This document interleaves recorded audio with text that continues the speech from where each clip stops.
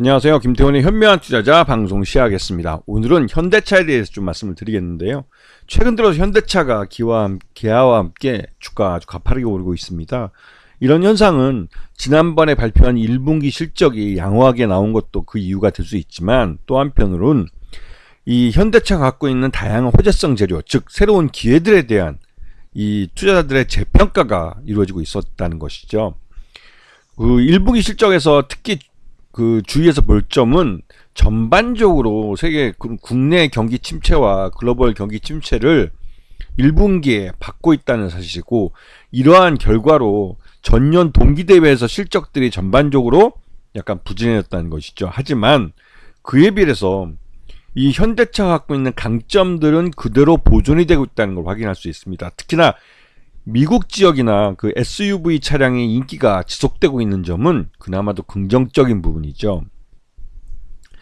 지난 1분기 실적을 놓고 작년 동기와 비교할 때 매출 외형은 소폭 증가하긴 했는데, 영업이익이나 당기 순이익 면에서는 조금 실망스러운 모습을 보였습니다. 하지만 전 세계적으로 그 전기차 분야에 대한 이런 성장 둔화가 일어나고 있고, 또 경기 침체에 대한 우려가 있는 상황에서 자동차 같이 그 가정 내에서 그 대규모 자금이 들어가는 이런 구매 행위가 다른 차종 그러니까 경쟁 브랜드보다는 좀 덜 영향을 받았다는 것이죠. 경기 침체에서. 지금 보시게 되면 특히나 이제 미국 쪽하고 북미 지역하고 인도, 이 성장성 있는 이런 시장에서 나름대로 선방하는 것을 보여주고 있습니다. 특히나 이제 유럽 같은 경우는 전쟁의 와중에서도 실적이 나름대로 선방했다는 것을 볼 수가 있죠.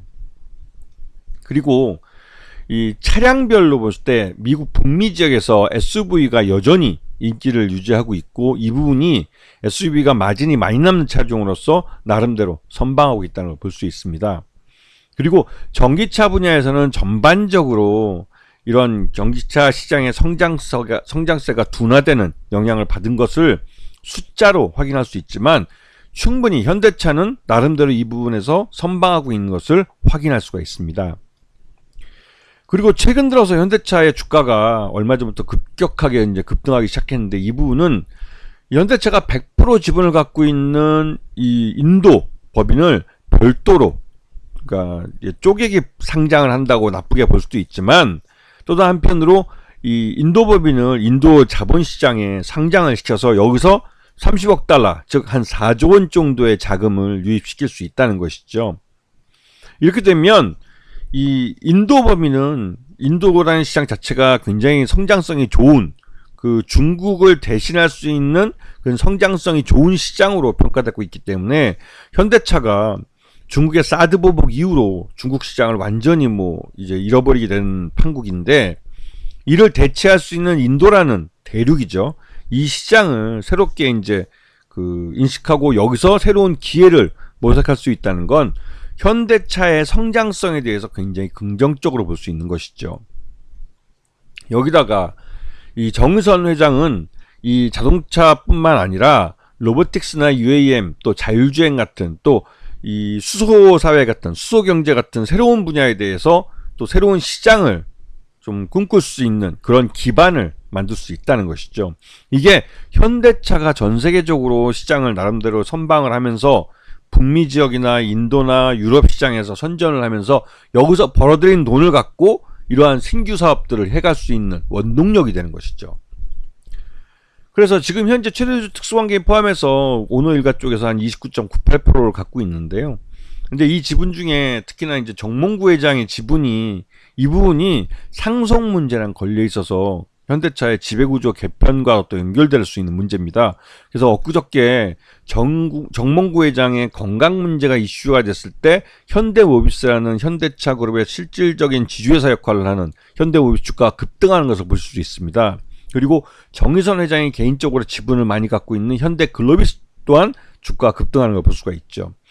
그런데 이거 전체적으로 이 부분은 특히 정몽구 회장의 연로하신 연세, 그리고 또 이분이 여전히 현대차나 현대모비스 같은 지분을 갖고 있다는 것, 그리고 이 정몽구 회장의 지분이 정의선 회장으로 안정적으로 넘어가야만 이 경영권 승계가 완성된다는 점, 그리고 여기에 이 과정에서 상속세에 대한 부담이 줄어들어야 되는데 윤석열 정부에서 상속세를 30%까지 줄여주겠다고 했던 것은 그나마 이 현대차로서는 뭐 이 삼성그룹보다는 좀 나은 기회일 수도 있겠다라는 생각 들기도 합니다. 전반적으로 현대차가 지난 2023년 이래로 주가가 우상향해서 올라가는 것을 볼 수가 있습니다. 작년 2023년은 말 그대로 현대차가 우리나라를 먹여 살렸다고 해도 과언이 아니죠. 반도체가 죽을 수가 있는데 자동차가 나름대로 선방을 해주면서 우리나라 경제가 무너지지 않게 버텨준 이 경제의 큰형님이라고 할 수가 있습니다. 그런데 이게 올 연초 들어와서 이 현대차가 이 중소형주처럼 주가가 급등하는 모습을 보여줬습니다. 이때 이미 인도 시장에 인도 법인을 상장을 시켜서 약 30억 달러 이상의 자금을 유입시키는 것으로 내부적으로 이야기되고 거기에 대한 그 직접적인 액션이 들어간 것이죠. 그리고 얼마 후에 이 부분에 대해서 인도 법인에 대한 상장을 추진하고 있다는 사실을 공시를 통해서 시장에 알렸습니다. 그리고 1분기 실적이 발표되었는데요. 현대차의 1분기 실적을 감안했을 때 적정주가 32만원 정도로 평가됩니다. 이 부분은 현대차의 인도 법인을 상장시키는 것 외에도 지금 현재 현대차가 벌어들이는 수익을 갖고도 이 정도의 가치가 있다는 것이죠. 그래서 외국인 투자자들이나 국내 기관 투자자들도 현대차에 대한 지분 가치에 대해서 재평가뿐만 아니라 실적에 대한 부분도 기대감을 갖고 선취매가 들어오고 있고, 올 하반기에 미국 조지아주 신공장이 가동이 되면 여기서 현대차의 전기차뿐만 아니라 전기차뿐만 아니라 다른 하이브리드 차도 같이 홀류 생산을 하기 때문에 조지아주 공장이 조기에 안정적인 생산량을 보여주고 수익성도 갖추게 돼서 북미 시장에서 다시 한번 전기차 시장 점유율을 늘려가면서 현대차의 새로운 기회가 주어질 수 있다는 그런 것 때문에도 선취매가 유입되고 있는 것을 확인할 수 있습니다. 아시겠죠?